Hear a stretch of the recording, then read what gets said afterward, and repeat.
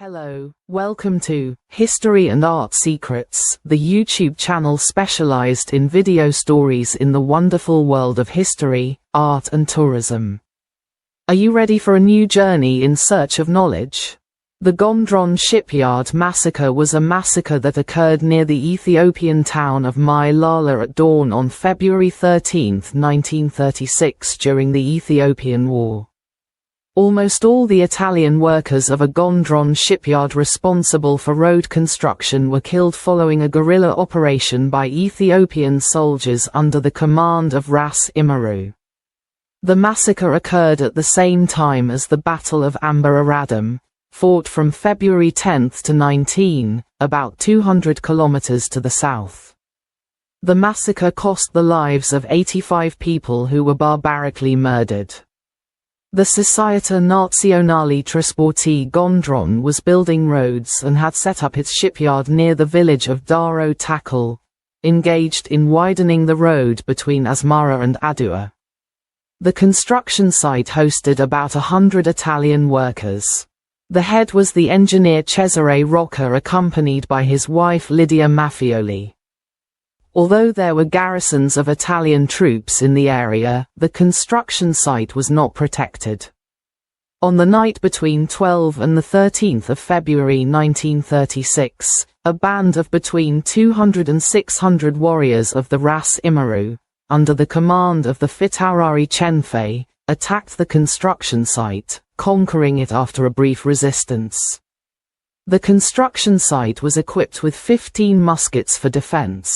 But although the workers had also used work tools and shovels as defense tools, they were overwhelmed by the Ethiopians.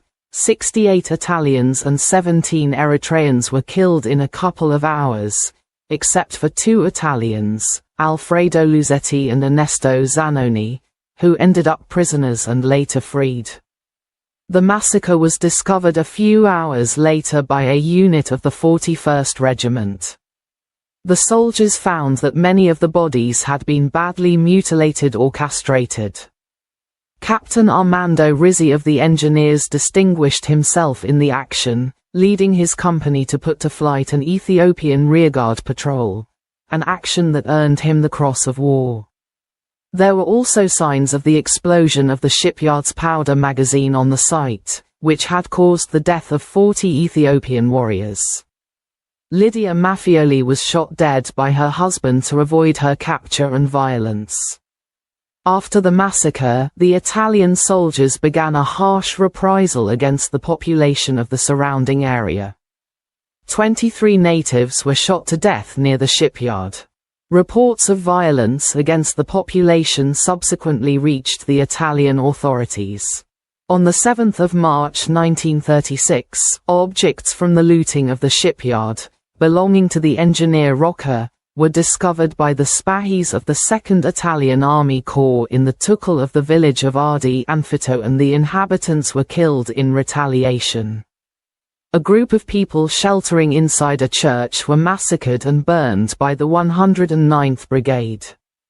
The Italian reaction to the Gondrand massacre led to the hanging of local leaders and other individuals deemed guilty of the massacre.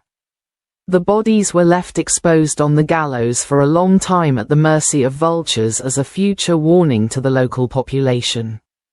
After the massacre, all Italians were advised to keep their last cartridge for themselves in the event of an armed conflict, to avoid a brutal end in the event of capture.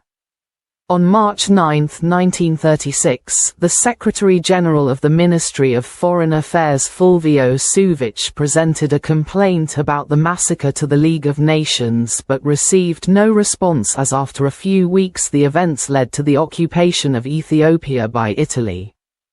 If you liked this video story, click like. If you can, share it on your social networks. Also, if you haven't already, subscribe to our YouTube channel, History and Art Secrets, to stay up to date on new releases. Thank you. Hello.